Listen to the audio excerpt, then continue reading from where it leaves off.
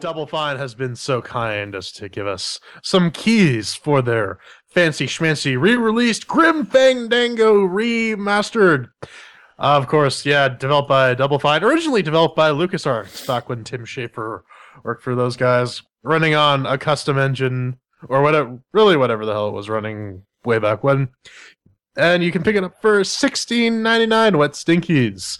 What is it? Something's rotten in the land of the dead. Really, you think? And you're being played for a sucker. Meet Manny Calavera. No relation to Max, as in Roots, Bloody Roots Cavalera. A travel agent for the Department of Death. He sells luxury packages to souls for the 4-year journey to eternal rest. But there's trouble in paradise. Help Manny untangle himself from a conspiracy that threatens his very salvation by pointing and clicking and clicking and pointing. And of course, it faces, in order to pass to the afterlife, of course, it must face the Chairquisition. 1 chair means that it's crap, 2 chairs means that it's meh, 3 chairs means that it's pretty good, and 4 chairs means that it's amazing. So, we also have our categories of doom mixed with the working shiny sounds, controls, and fun. So let's kick this off. This little dance of death we do every week. Then, did it make with the working? Over here in Vinland, on the Ubuntu 1404 LTS 980, powered 4K displayed box of business with the octo-core goodness. It did all right, Brad. I'll give it that.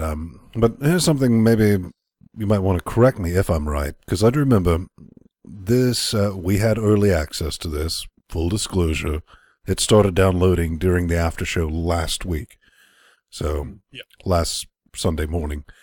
That first iteration before the first patch had some graphic options in it.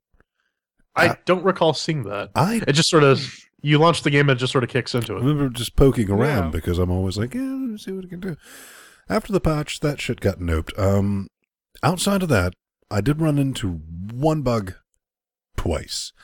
The first time, it was talking to the skeleton secretary business, and the mouse cursor just noped. Keyboard went unresponsive. I was like, escape, whatever, fuck all. And that was before the patch. Then after the patch, I had it happen one more time. But I was able to go back, load the save game, Bob's your uncle, and all that business. So, for makes with a working, I'm going to give it 3 cheers. Mainly because, that's not a big issue, but I would also like to see some video options in that business as well. Like they kind of were there, if I kind of remember beforehand, J-Man. I think you're just drunk. On the Fedora 20 64-bit powered NVIDIA 670 superclocked AMD 1090Ti box of by my footness here. Yeah, I mean, it ran. There weren't any options, but I don't recall if there... Well, I never actually played this game back in the day. Back in I don't know, 1998 was it, I think? Mm-hmm. 8? Yeah. Yeah, so... I honestly don't recall if there were any graphics options for the game back then. Here, not so much. You just sort of start it up, and then I guess taking a cue from something like Brazil, it just sort of goes right into the story with a cutscene, and then you just start playing the game. So from that regard, everything worked fine. 4 chairs. Yeah, the last update actually broke the menu. The options are actually still there. If you click randomly around the pause screen, you'll find them. But which options? The video options, audio the options? screen resolution, the controller, the controls things, everything. If you push the S key, you just see the save game. But if you click around, you'll actually be able to find the rest of the options. They're still very much there. You just can't see them. PS Glock 78, suck it. But yeah, maybe they're ghost options. On the Amiga, aka the FX8370E with the frickin' GTX 970 Strix. Did it use more than 3.5 gigs of RAM? It did not. It did not. In fact, it didn't even go above 1 gig. So there is very much that bug. And that makes me want to ding it a chair. 3 chairs. All right, so that's 3 cheers for Mix with the Working. Up next, Shining Sounds. Ven, what did you see on the other side? Oh, look, Brad. 4x3 goodness. Now, granted, they upped the 3D models to a higher resolution, textures, and all that, and they added some lighting effects that were not there in the original sauce. But, here, tell me, that doesn't look a bit fucked. Just a bit. They didn't bother to redo the backgrounds at all. It's still in 4x3, and, you got Mr. Reaper Brad over here chilling out. And then you got this. It's not even cut in very well. This is probably a bad example, but yeah, that I found just a bit jarring. Honestly, I felt if you hit backspace at any time, it goes back to low-res mode. I kind of enjoyed that because I didn't have like these glaring remastered objects and all that, but I'll get into that business a bit later, like sticking out. And I was like, we'll just play it like this. Voice acting, like the original game back from 1998. Brilliant, loved it, well done, well acted. And the same goes for the soundtrack. I mean, I never paid it any attention way back when, but I liked it. It was a good bit of neat sauce. So, for the graphics, I mean, maybe I expected more from something that threw itself out there and says it's remastered. And I was like, you kind of just redid the 3D texture shit. It looks a bit weird. I'm going to have to give this 2 chairs. J-Man.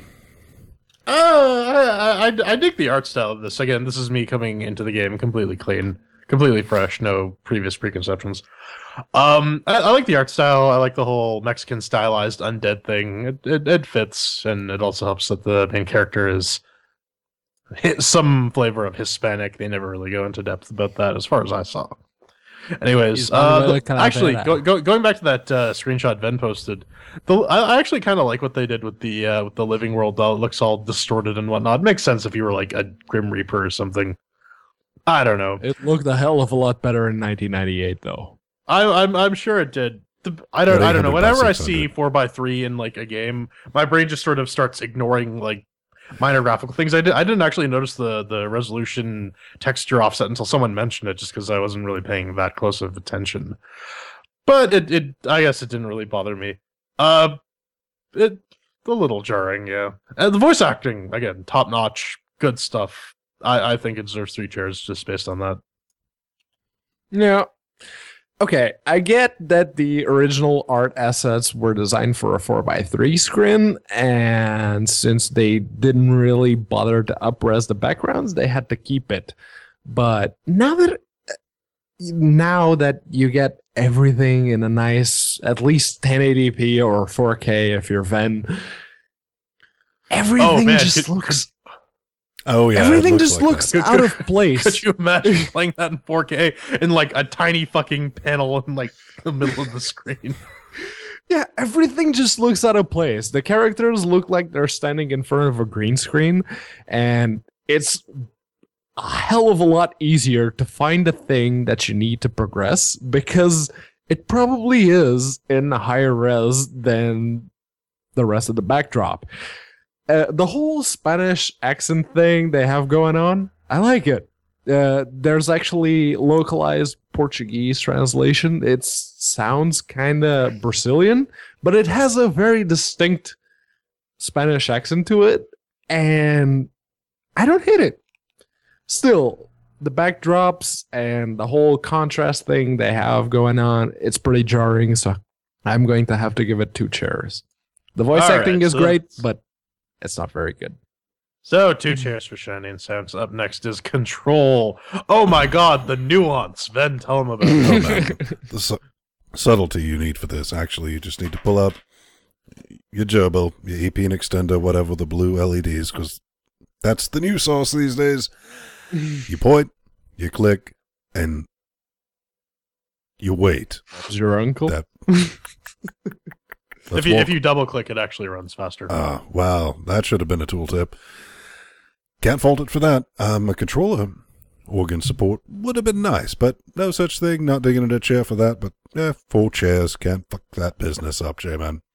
I mean, the only way I could see the game like this sort of working with a controller is if you have like a sort of Wiimote setup. But really, this game is you point and you click. That's about as in depth as it goes. And you can double click if you want to hurry up. And yeah, that's about it. 4 chairs. Yeah, what Jordan said basically. You throw in some proper controller support, which, hey, it's double fine. They figured out SDL too, so which means this thing, it worked. The How do you NVIDIA Shield control support for a point controller, and click game? yeah, the NVIDIA Shield controller, it sort of works if I use Aaron Plattner's thing. So yeah, you've got a Steam Machine ready game right here. 4 chairs. All right, so that's 4 chairs for control. That wasn't too hard. And finally, Boone. Ben, did you enjoy yourself? Okay. This game Or was were you released bored in to death? 1998. Let's be honest with ourselves. By that time, I had Linus's organ so far down my throat, my eyes watered. Seriously, I was demanding ports back in 98. So why aren't they native? And you wonder why I get a bit nippy when people talk about rappers are just as good. And I was like, dying of fire. So, fast You forward. got some pubic hair in your teeth, man. Fast forward 17 years, and I finally get my native port of this game that I've never been able to play. Kind of excited about that, and 17 years ago, it would have been really hard to convince myself. I was like, not only are you getting a native port of this game, but Double Fine's going to send it to you for your Linux gaming show that you have. And I was like, what? Okay. So, let's remember that I do have no nostalgia spectacles on at all. Never played this. Maybe that would help people out. But all I'm thinking is, man, people had some proper attention spans 17 years ago. Because things, now that I know you can double click maybe to speed that up, it's like, come on, do this. And I was like, squirrel thing. What? Oh, right, we're doing the review. And the remaster, that made finding things so hella easy. It's like, what should we click on? The background image that has not been upscaled or upresed, or that shiny 3D object-looking thing? I'm going to put my money on that one, Brad. I definitely am. So after 40 minutes of solid gameplay, it didn't hook me in the slightest. I'm sad to say that, because I remember watching people, on the TVs, on the tech TVs and all that business back in the day. They were showing clips. I was like, that's amazing. And it didn't really translate all these years later. And again, full disclaimer, I do not have the nostalgia spectacles to look through. So I'm going to say for fun, this business is going to get 2 chairs. J-Man, what do you got for me? So both of you bring up this really weird issue I find, where it's like it's easy to find the various objects strewn about the world that you need to pick up. Now, if you go back and play King's Quest, the objects you can pick up are very clearly labeled. Like, they all sparkle or have like some outline or something. And that's usually how it should be in adventure games, unless you're doing one of these hidden object ones. So I don't think I don't really see that as a valid complaint for this sort of game. But whatever. I never really played this game back in the day, as I said multiple times, so I have no particular attachment to it. And point-and-click adventure games really don't do it for me. I get really bored with it quickly. I'll go look at a walkthrough, read through it, and be like, okay, so that's what happens. I'm going to go take a nap. I'm sure if you're a fan of the original, this is like amazing, awesome sauce. This is what you've been waiting for in terms of an updated Grim Fandango. But for me, it doesn't really do much. I'll give it 2 chairs because it's not horrible. The acting's pretty good, and I got a couple chuckles out of me. So, Yeah. Here's the thing. I do have the nostalgia glasses because I played it back in 1998, 1999, around that time.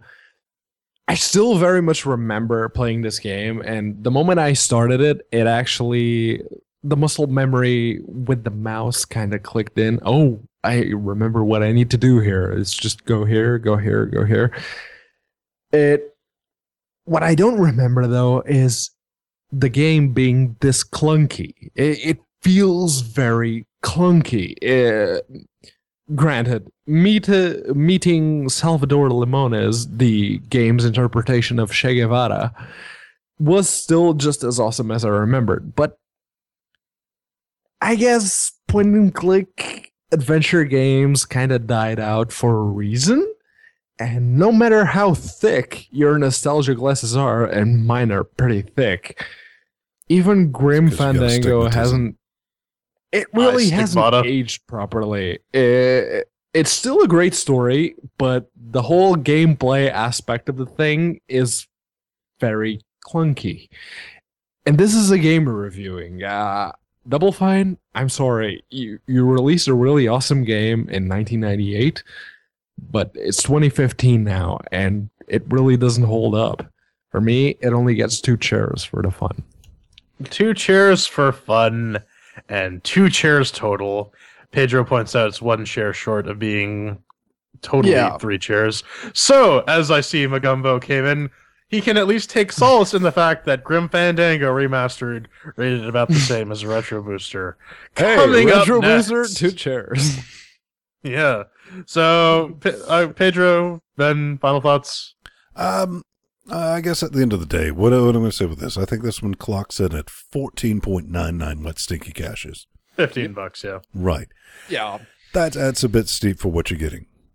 It is, because really your remastered is doing the 3D models, and you end up with some very jarring effects. Like, your inventory looks, wow, that's really sharp, your character's really sharp, and all that.